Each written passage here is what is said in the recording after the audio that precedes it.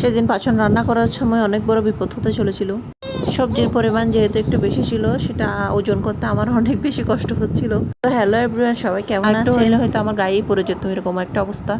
যে দিনটাতে সবাই পয়লা বৈশাখ পান্তা ইলিশ খায়, পয়লা বৈশাখ সেলিব্রেট করে, ওই দিন আসলে আমরা কিছু কিছু পরিমাণ হিন্দু পাচন রান্না করি। আর আর মাছ মাংসের ব্যাপারটা আসে তার পরের দিন। তো পাচনটা কীভাবে রান্না করলাম আসো তোমাদের সাথে শেয়ার করি। প্রথমে আমি দেখেছ সব সবজিগুলো প্রথমে সিদ্ধ করে নিয়েছি, ভাপিয়ে নিয়েছি লবণ দিয়ে। এখানে আমি মশলাটা পেস্ট করে নিচ্ছি।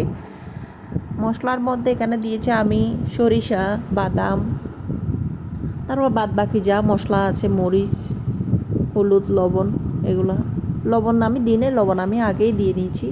এখানে দেখেছো আমি আদা গুঁড়ো করে শুকনো করে রেখেছিলাম, এই আদা গুঁড়ি দিয়েছি, রসুন দিয়েছি, তারপর শিমের বিচিগুলো দিয়েছি। এখন হচ্ছে তেলে দেওয়ার পালা।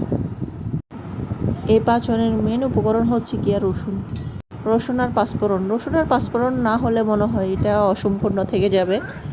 এটা ভালো করে বাদামি করে ভেজে নিব। বাদামি করে ভেজে নেওয়ার পর এখানে যা মশলা আমি রেডি করে রেখেছি গামলাতে, সবগুলো ঢেলে দিব আর একটু কষিয়ে নিব মশলাটা। তারপরে সে আমার ভাপানো সব সবজি এখানে করার ভিতর ঢেলে দিব, আস্তে আস্তে নেড়ে দিব। আমরা এটা অনেক বেশি পরিমাণে রান্না করি, আর বিশ্বাস করো বন্ধুরা, এটা খেতে খুবই মজা। অন্যান্য তরকারি বাসি খাওয়া যায় না, কিন্তু এটা যত জাল করে খাওয়া যায় তত বেশি মজা। আমি ফ্রিজের মধ্যেও এক ছোটো ডেকচি করে রাখছিলাম, এটা 2-3 দিনের মতন খাইছি, খুব ভালো লাগছে। আজকে টাটা।